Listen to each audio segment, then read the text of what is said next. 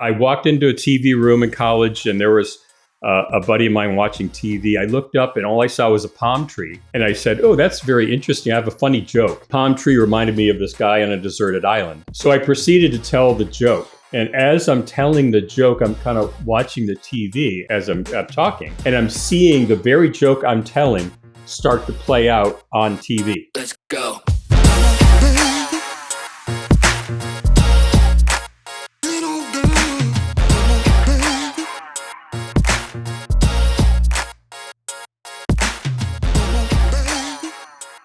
Welcome back to another episode of This Magic Life. I'm your host, Andrea Koppel. Joining us today is Dr. Thomas Myers, a renowned expert in the field of synchronicities and serendipitous experiences. Dr. Myers has dedicated his career to understanding how these extraordinary moments connect us to deeper meanings and unseen patterns. After spending 20 years in academia as an endowed chair and professor at the Champlain College Stiller College of Business, Dr. Myers went on to start his own consulting company to empower leaders to build high-performance teams. You are definitely going to want to be taking notes because I guarantee you that Dr. Myers will be giving you some practical tools to help you attract more synchronicities and magic into your life. Dr. Myers, welcome to This Magic Life. Thank you, Andrea. It's wonderful to be here with you. It is wonderful to have you. I've had so much fun in recent days reviewing your dissertation and just jamming on one of my favorite topics, synchronicities. I know you didn't start out your career studying this topic. So when did this interest begin? And what would you say was the story of synchronicity that was the big aha for you where you became a true believer? Yeah, well, again, thank you for having me. And it's always a fun topic to talk about this. You know, it's funny. I think now, when I look back, I've always been surrounded by these synchronistic stories and things that have happened to me that maybe at one point I thought, wow, it's just got to be a bit of a coincidence. But I've come to understand there's got to be more to it. How come, is it only me that has these really wild, happen chance stories? So I wanted to delve deeper into it. And I think the one first moment that I can remember distinctly that had kind of a defined weirdness to it, or kind of, we'll talk about this, kind of this numinous, kind of a spiritual, almost a wild feeling, where we talk about the goosebumps or the hair on the back of your neck stands up. But it was like, wow, how could this happen? It was when I was in college.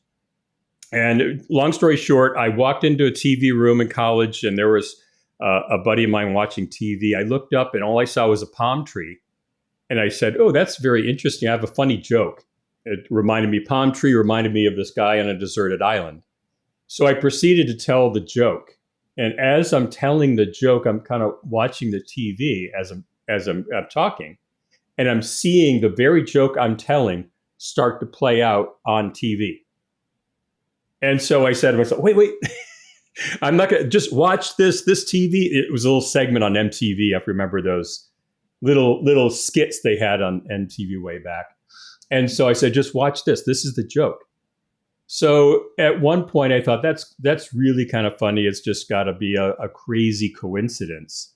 But in retrospect of my life and going forward, I was always conscious of how can being at the right place at the right time, where I'm meeting these people that I ordinarily wouldn't have met, or things or resources coming to me exactly when I need them.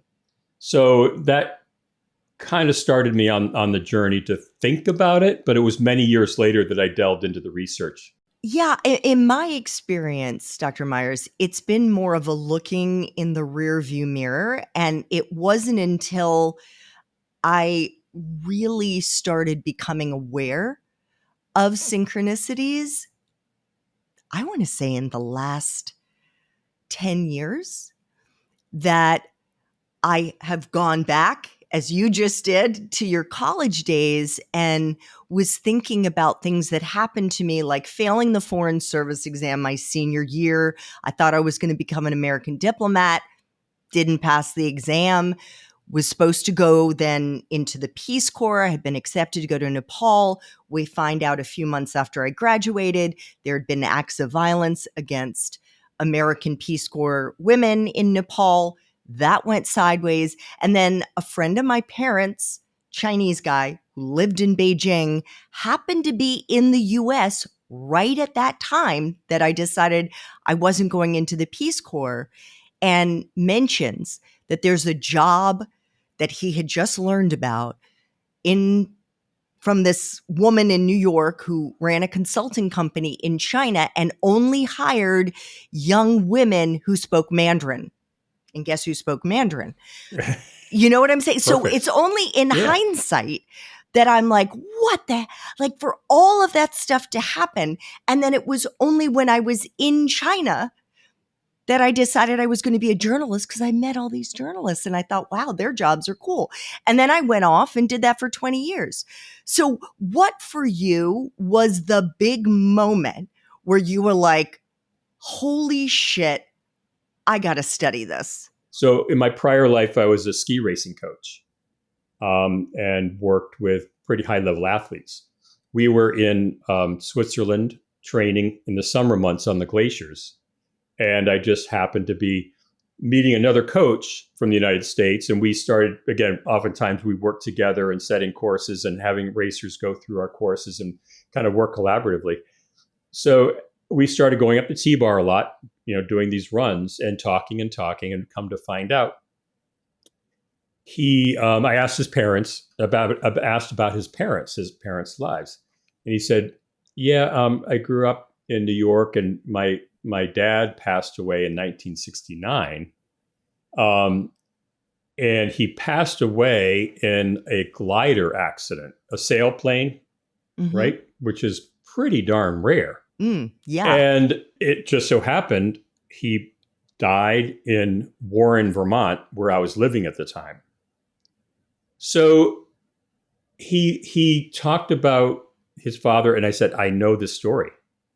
I know what happened, because my father's best friend and ski buddy was killed in a glider accident in Vermont. Oh. And it just so happened it was 1969.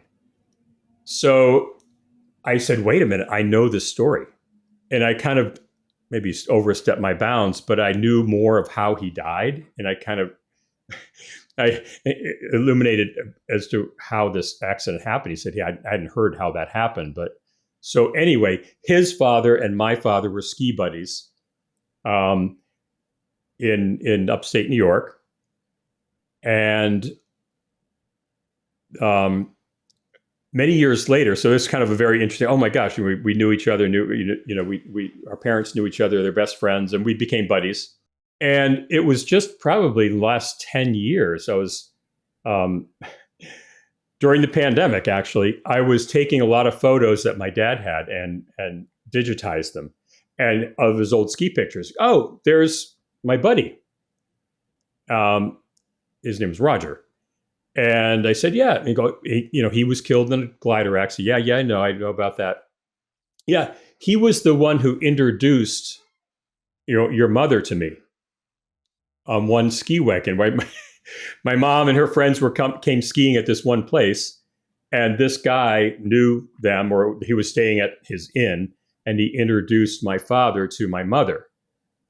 So these are stories of just meeting someone in Switzerland who's our parents were best ski buddies. We were skiing together, and it was his father who introduced my mother to him, to my father. So you kind of say, oh, this is how part of my origin, how I came about. Had that not been there, I wouldn't be sitting here today.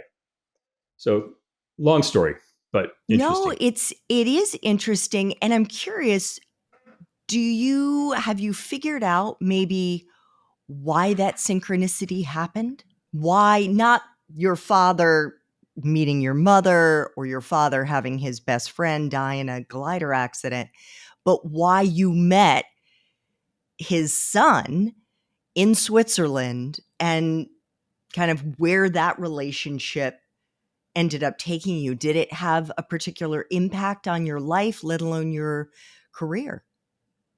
I think it is another incident of fueling the interest in synchronicity. So I think, again, the TV was kind of just a funny, joke on the TV. This one really kind of fueled my interest in wanting to know more about that. And again, what I wanted to mention is that synchronicity is never ending. So who knows in the future, will my sons meet another relative or something related to that story? But it's not confined within a certain time frame. This can go on forever and ever and ever. It's infinite, the number of stories and things and events and occurrences that can come to have impact on us. Yes. The purpose of this show and the reason that I wanted to start this Magic Life, Dr. Myers, is specifically because of the connection to how our careers unfold. Absolutely, synchronicities affect our lives. And I have an instance, for example, when I was 40 years old and I was pregnant with my one and only child. I woke up one morning in September, and I was then CNN State Department correspondent, and I had just begun to tell people that I was pregnant. And I was in New York because the UN General Assembly was meeting. And I woke up that morning out of the blue thinking of my girlfriend, Riki Ninomiya, who lives in Japan. And I had met her years before when I was Tokyo correspondent. I just woke up thinking of Riki. And I remember chuckling, thinking, I wonder if Riki, who was interested in numerology, is going to tell me that this was an auspicious time for me to be pregnant, because it's a little late now. And I thought, let me call her. So I pick up my cell. I give Riki a ring. She answers and she's like, "Oh, Andrea, it's so good to hear from you. I'm actually in New York." And I'm like, "You're in New York?" "I'm in New York," because I was living in DC at the time. I said, "Well, where are you?" She goes, "Oh, I'm in a cab. I'm heading to the airport." And I said, "Oh, gosh, what a shame. Riki, I got to ask you, where were you staying last night?" "We were in the same hotel, Dr. Myers. She was 4 floors above me." I'm getting chills even as I tell this story again. Now, that instance of synchronicity did not affect my career. I think it's pretty much played out.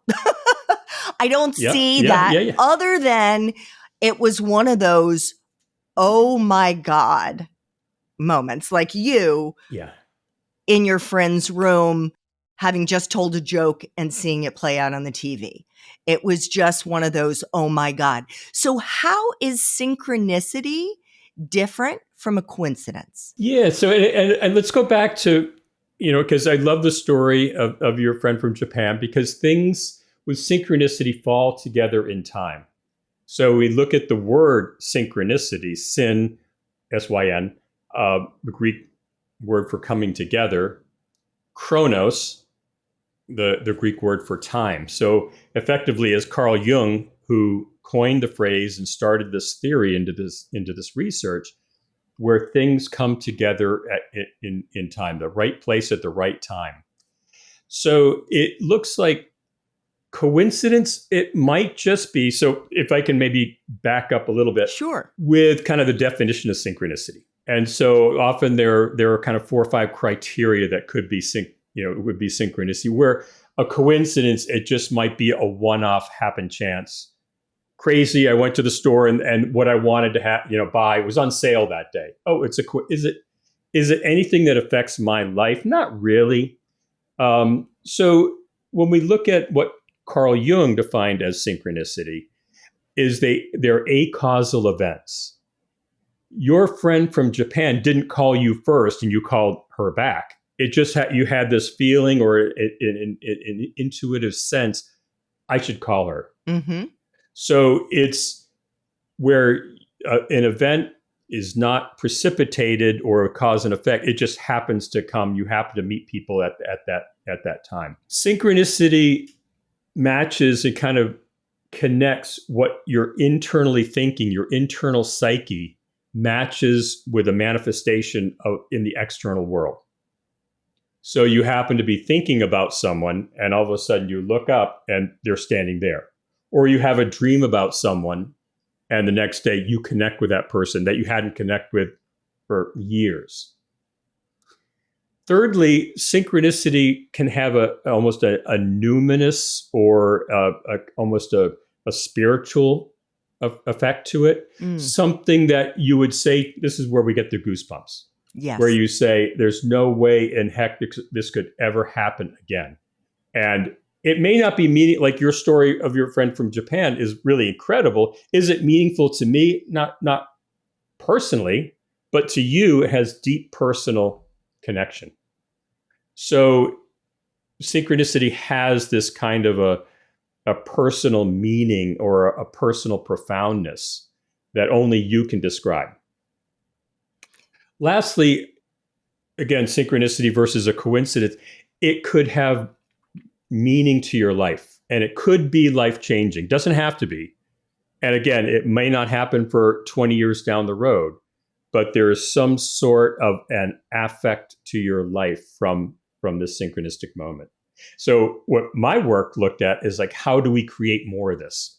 It's so cool. I don't want to be passive and have this come to me. I want to go out and find it. And so that's kind of the work that I looked at. How do you activate synchronicity? Yes. And I want to make sure that our audience has their notepads and pens handy, because I'm going to be asking you about that in just a few minutes. Good. But first, I would love for you to maybe unpack a little bit whether or not synchronicities are grounded in science, whether there's evidence, or if this is a little bit more like science fiction, something that, there are those out there who believe in UFOs and who've taken blurry pictures of UFOs, or maybe have had encounters with aliens and whatnot, but, it's still considered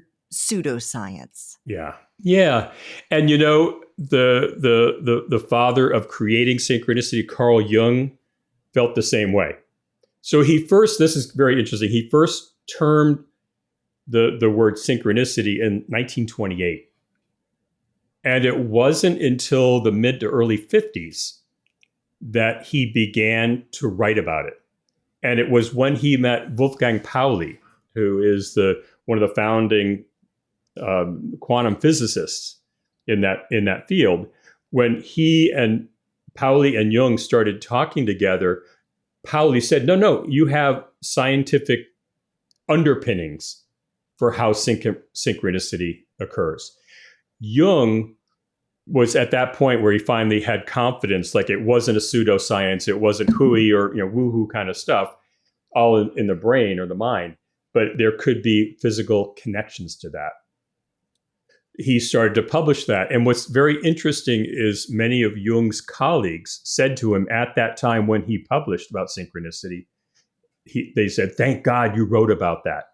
Because I was thinking as a psychologist, or I was thinking the very same thing, but I didn't want to be first out of the gate to write about it because I didn't want to get criticized if I were wrong, right? So everyone thanked him for that.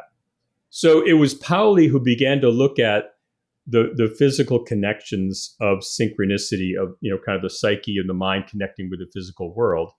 And we're looking into those areas of quantum physics, subatomic particles that are minuscule, and looking at wave particles, energy, and matter. And that in quantum physics, as opposed to linear or Newtonian physics, of where the laws always follow correctly along what's predicted. More like quantum cause and effect. Cause and effect, right? If I drop my pencil, the force is going to pull that down to Earth. So again, the gravity piece. quantum physics can work very differently. So we're looking at the energy, wave particles, and matter, and that they can morph into different things and become different ways. And I don't want to get into a lot of detail about that.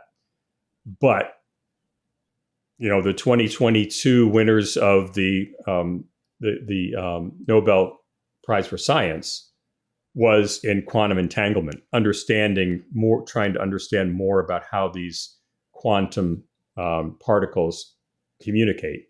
So if we are part of atoms and particles and energy, are we able then to attract things to us or connect with other things that are going to communicate? Separated particles light years away will communicate with each other and move in this corresponding directions. So scientists have proven that. What they don't know is how they communicate. So there's still another element that we are unsure about, and we can think about divine intervention there as well. But there's areas that science don't always know. So there's 3 different theories of the wave particle duality, the Heisenberg uncertainty principle, and quantum entanglement. All 3 of these are part of the connection to quantum physics of, again, the communication of waves, particles, and energy that we as humans and we as parts of that can attract. So there is some scientific underpinnings to that. Let me see if I can translate what you've just said, and please tell me if I've garbled it. But a lot less words. This is something that I'm extremely passionate about, so passionate that I have the Chinese character for qi, for energy. This is a classical character tattooed on my forearm, and I have a wave tattooed on my wrist, not because I like to surf, other than surfing serendipity, because what I discovered from my own readings is that all matter, whether we're talking about a pen, a watch, or the human body, is made up of what Dr. Myers described there as subatomic particles. And in essence, what quantum physics has shown is that is 99.99999% energy. And energy, when it's in a material form, is like this. When it is electromagnetic frequency, it's a wave. Absolutely. And you got it. And our brains can only comprehend so much, Correct. And you think about the wave energy and the frequencies and what we as humans can emit in terms of frequencies as well. So It's a lot of work in the areas of, higher frequencies different versus lower frequencies. Right. What energy are we emitting? Maybe that's a good segue, Doctor, to talk about how we, as these matter, these human beings, can attract more serendipities. And I prefer the word magic to serendipities or synchronicities. Magic because those other terms tend to have positive connotations. Magic to me is sometimes the things that happen to us are fairy dust, and sometimes they're black magic. It's an accident, getting fired, failing an exam into the foreign service that you think is going to be your future career, and subsequent activities that happen or actions that happen end up pushing or pulling us in directions that we could never have anticipated, but are amazing. And again, nothing is predictable. And, I love to see the tattoo of the qi, because we'll talk a lot about Taoism and Chinese philosophy and Eastern philosophies of seeing everything as oneness. Yes. And ourselves in the Western world have sometimes a tough time understanding that everything, as you mentioned earlier, Andrea, everything is connected. So when you can think about that in a oneness, or there's connection to everything, we have maybe a better way to comprehend how synchronicities can occur. So the question is maybe some ways that we can begin to see synchronicities or magic that's out there. Yeah, to attract it into our lives. Yeah. So some of the work that I did was looking at, and again, many interviews and focus groups about synchronicity. And I will say, during my research, it's oftentimes difficult for people to be quiet about it because we all have these amazing stories of how synchronicity and these resources and events that can come to us and how it has affected our lives.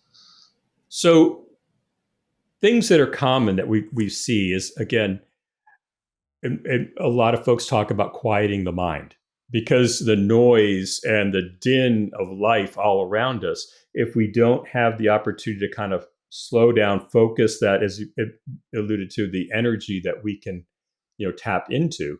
So when we can begin to slow things down and start to see connections that perhaps we hadn't ever really noticed before, but when we slow that down, begin to kind of see that. And some of the work I've done is in breath work, where we put ourselves into a parasympathetic state with the nervous system that we can reduce, again, open up our minds to be able to see connections that we hadn't seen before. And how do you leverage those connections going forward? So with synchronicity, it's to look for patterns, or what are the signs, symbols, even dreams that come to us. And so kind of be more aware of how things connect. Be aware of, I created something called the 3A concept. And it's awareness, awakening, and action. So oftentimes in my research, people say, synchronicity for me comes in a series of threes, patterns of threes. And I use this example as very easy because it's happened to me. But you and I are talking today, and you will say, Tom, you should really read this greatest book that just came out. Or you should be talking about reading a book, mention the name of a book. So I log that in the back of my mind. That's awareness. I'm aware. Andrea told me to read this book about a famous psychologist. Later in the day, I'm driving, and on the radio, it just so happens that there is an interview with this psychologist who wrote the book that you had mentioned 20 years ago. And it just so happened that there was an interview that I was able to listen to. So number one, awareness. You told me about the book. Number two, that is freaky. I just heard this interview with this psychologist that Andrea told me about earlier. So all of a sudden in our heart, so it's kind of the head, the heart is the awakening. Like intuitively, I feel this like, oh, this is kind of really bizarre. Day or so later, or 2 days later, I'm walking down the street and I look at a used bookstore, and what do I see? Right in the window, of the display window, is that very book that was written 20 years ago. So there's action. So that's telling me, again, there's this pattern of three.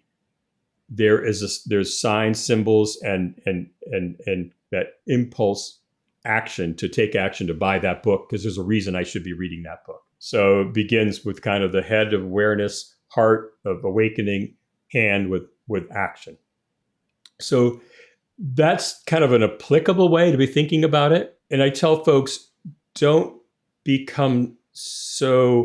perseverate over it so much that you're always looking for that exact meaning or inferring what this meaning is.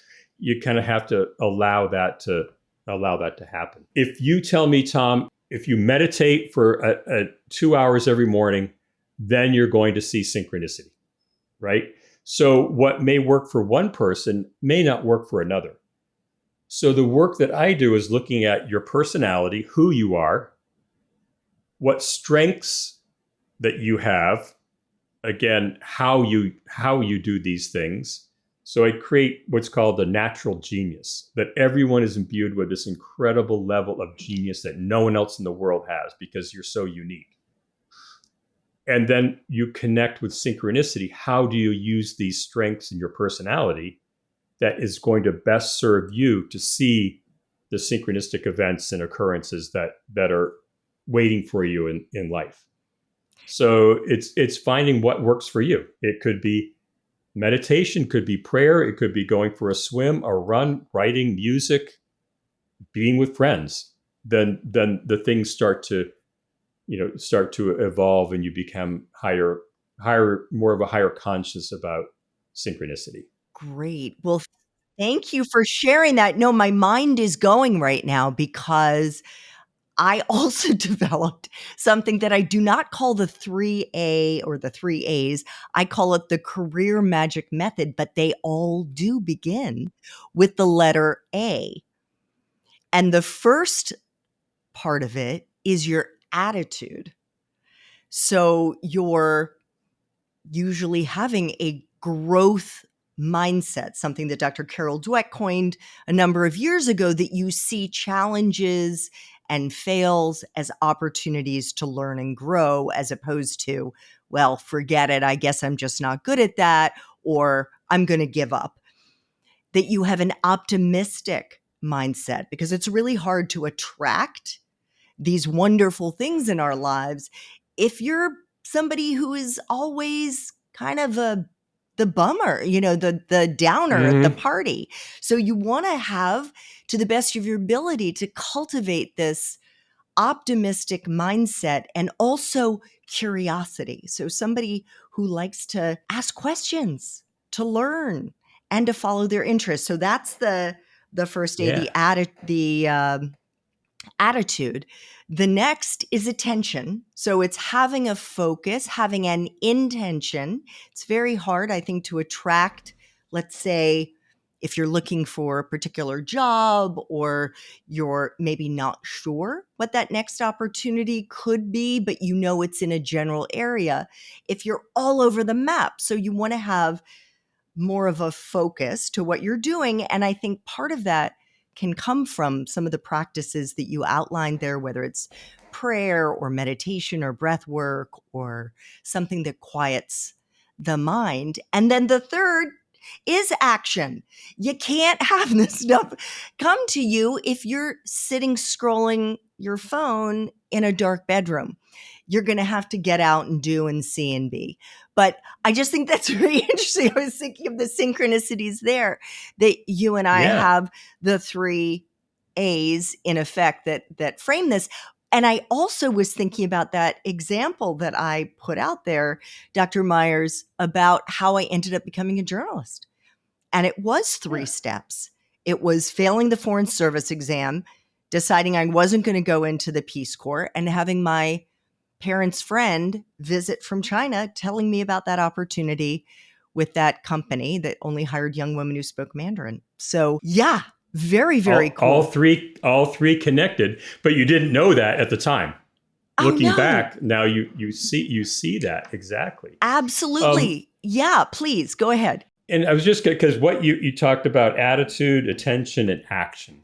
And some of the work that I was really excited to read about that connects nicely with synchronicity, and we may have talked about it before, but I think for your listeners too, in young folks looking at careers and what's the future in life, is the research done by Dr. Richard Wiseman, a psychologist out of the UK. And I love it because everything we're talking about lines up here. His work focused on luck. Now, are you born with luck inherently, or do you make your own luck? So he did an exhaustive longitudinal research study for people from 18 to 80 years old, and people from all walks of life, all backgrounds, and interviewed everyone, and came up with 4 criteria for being a lucky person. When he asked people, are you lucky? Yes, I'm a lucky person.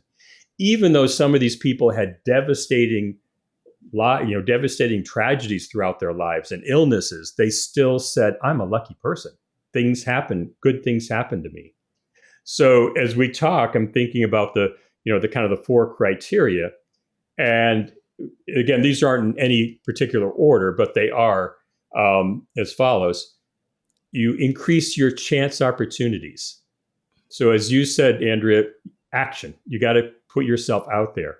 So the more people you talk to, the more times you send your resume and cover letter to a job, the more networking you do, the more times you again enter a sweepstakes or a lottery, whatever. We don't want to go there so much. Yeah, but there was an example in his book about that person who wins every lottery, every contest that they enter.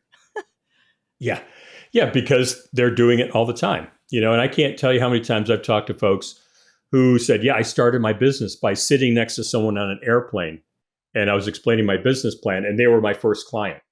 So the number of people that you talk to, the more times you put yourself out there and understand how to leverage that network. So again, it's increasing chance opportunities. Secondly, and again, this is Carol Dweck's work with growth mindset, and again, we talk about emitting a positive focus, but expect good things to come from every opportunity. So positive opportunities that come out from your work. So going into a meeting, going into a job interview, knowing this is going to work out. This is going to work out best, and having that positive attitude that essentially you can forerun that event. So you expect good things to come, out of something. Thirdly, and it is when things don't work out, do you focus, lucky people say, yep, I made a mistake. I accept it. I'm moving on. I'm going to learn from my mistakes and move on. And some of the work that Martin Seligman did in, kind of the founder of positive psychology and his work, Learned Optimism, says, pessimistic people share three traits of personal, pervasive, and permanent. So someone who is maybe more on the pessimistic side may say, why does this always happen to me? Oh, it's raining outside. I didn't bring an umbrella. This always happens to me, permanent, personal, and pervasive. Lucky people, made a mistake or something, they learn from it and quickly move on. Finally, is this, they have an intuitive sense. People just know this. Some of the synchronicity stuff we'll talk about is you just know it feels right, that you have a sense of really trusting your intuition in everything. Logically, it may not make sense, but you have a good job opportunity. It's it may not have all the things that you need, but for some reason it just doesn't feel right. You talk about the black magic. Something is there that just makes me feel uneasy. You have to trust your gut. So lucky people in the four elements here, they trust their gut and go with it. How has intuition shown up in directing your career trajectory? I think I follow my interests, and I just have a insatiable, again, the curiosity. So I'm insatiably curious about things. I love to follow that intuition of just what feels right and what makes me happy. And again, a lot of the understanding about synchronicity is listening to your emotions and kind of tapping into what feels right. Yeah, especially because we're mostly energy. So final question, Dr. Myers, looking back on your fascinating journey to where you are today, what do you think has been the secret to the synchronicities, to the magic that you've experienced so far in your life? Yeah, boy, just following my interests. And again, I can chart getting into my career. First of all, I grew up in very rural Maine. And I just had this incredible insatiable desire to travel. And I never had a chance to travel as a kid. I was never on an airplane until I went to college. So I just couldn't wait to get out and travel. So when I had the opportunity, I was able to study abroad and travel. And that led me, the international experience, that job led me to another job, an international experience, and another. So it kind of can chart all the way through to, my academic career. But again, looking back, I didn't know it at the time, but now I can see that, and I'm still going. I many more years of work, and who knows what my next, Yes. my next venture or my next thing will be. So I also think too, and I'll say, you asked a question earlier about what I learned from synchronicity. I think personally, a deeper spiritual connection. Mm. So from a secular standpoint, you can explain synchronicity. Every research, everything I've ever looked at has a spiritual focus. So again, as part of synchronicity, I created an assessment, a synchronicity activation assessment that people can take. But it's how open are you to the world, and do you believe in something larger than yourself? And I think when we feel that there is an amazing universe out there, and however you defined the higher being, God, or however you like to define that, to know that there is something much, much, much bigger and more powerful than ourselves. So I think for me, synchronicity really helped to underscore my belief in the spiritual belief and faith. So I think that's kind of has helped to round things out a little bit. And where can our audience learn more about your work and take that assessment if they want to? Is that something that they can take for free, or do they need to sign up with you to take that? Yeah, you can sign up with me. And my website is Trisync, which is TRISYNC impact.com, trysyncimpact.com. And on my Instagram, I have pictures of my dad skiing, and back in my mom, it was the weekend my parents met. It was the pictures you see was that weekend that they met skiing in upstate New York. So all the pictures are there with the explanations of the stories as well. Awesome. Well, we will make sure to link to all of that in show notes. Dr. Myers, I want to thank you so much, and I want to wish you many, many more magical moments to come. Thank you, Andrea. I look forward to those more magical moments. So it's great to talk with you today. Thank you so much. Let's go. Thanks so much for tuning into another episode of This Magic Life. Our mission is to inspire you to stop fearing your future and start getting excited about all the serendipitous and magical opportunities that await you. Make sure to subscribe to This Magic Life on YouTube so you don't miss any new episodes. And for on-the-go listening, give us a follow wherever you like to listen to your podcasts. We absolutely love to get feedback from the This Magic Life community, so make sure to drop us a comment on YouTube or a 5-star review on Apple. And you can always find me on LinkedIn at Andrea Koppel, aka the Career Magic Maker. I can't wait to see you soon.